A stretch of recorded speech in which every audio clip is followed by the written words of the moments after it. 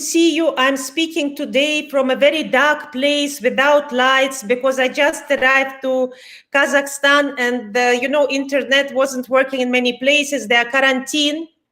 But I couldn't not do that interview because today we have a beauty queen and I am hidden beauty today, but we have one beauty who is not hidden. She is really revealing. She is the queen of positivity and optimism. She's famous in USA and I'll be happy if she will be famous in the world everywhere. Her name is Dale Smith Thomas.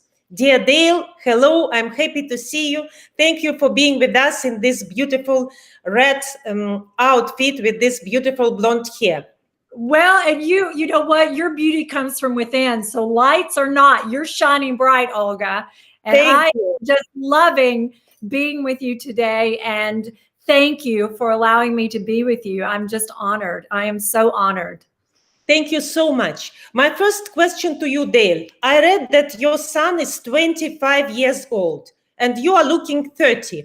How is it possible? How is it possible? I know, this question is very important to Kazakhstan women, to Russian women, and I think to all women, Arabic women, because, very often they say that after 40, women should be very old and your life is finished. Halas.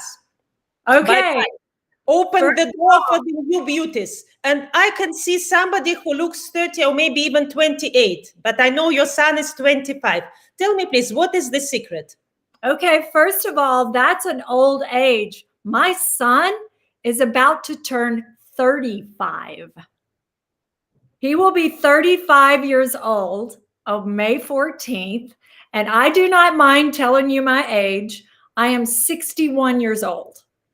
And so I believe that this key to youthfulness and light and joy has to radiate from within.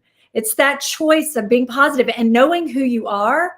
And then, like you said, so many times we hear, well, when we turn 30 or when we turn 40, that age is going to catch up with us. Well, I just decided not to listen. And I decided just to tune into myself, to follow my passion, to follow my calling, which is to share a positive message. And I think that is what has kept me young and vibrant. And so thank you for thinking my son is 25 when he's 35. So thank you very much.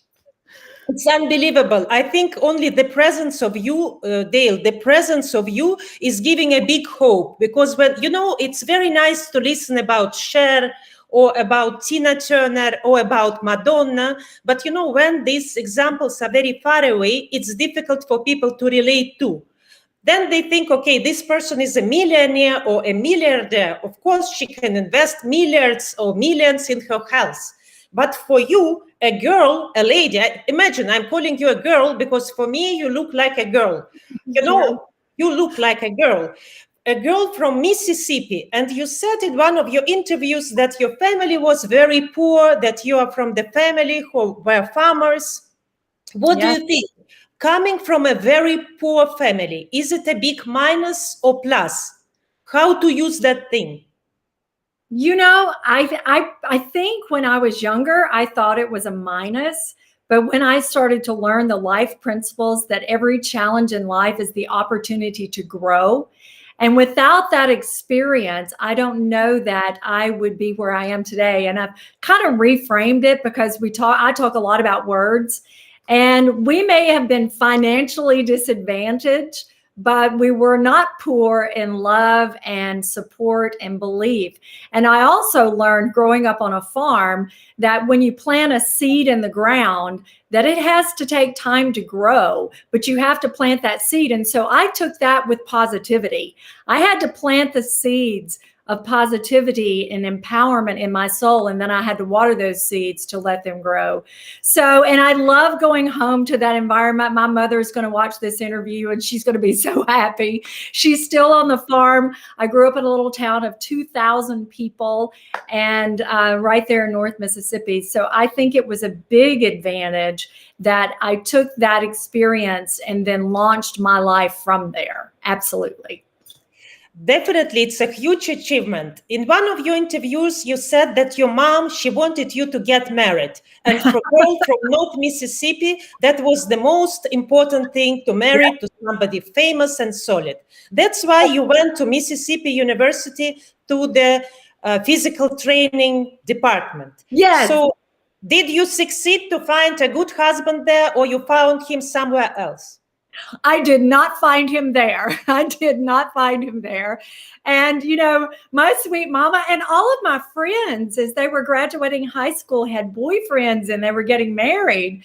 And so when I went to the physical education department to be a coach, and let me be clear, I have zero athletic ability. I did not belong there.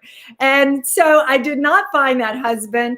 But a few years later, I met Nick Thomas's dad when I'd moved to Memphis, Tennessee. And so that's how that all worked out. But my mother ended up not only getting my first husband, Nick's dad, but now I'm remarried. And now I've gotten two husbands now. Tell me, please, about remarrying. For many women in many parts of the world, when you're married and divorced, your life is finished. You are a victim. Finish. How you manage to take that inner power to be beautiful, to be strong, as normally for women, it's a big trauma to be divorced. Oh, absolutely. And I was in my late 30s, turning 40 with a very young son. And I think he was 12. And so I had to really dig down and start to read even more. I had to fuel my soul, if you will. I had to listen to wonderful things like you and teachers I consider you a hope dealer just like me. And I think hope is helping other people.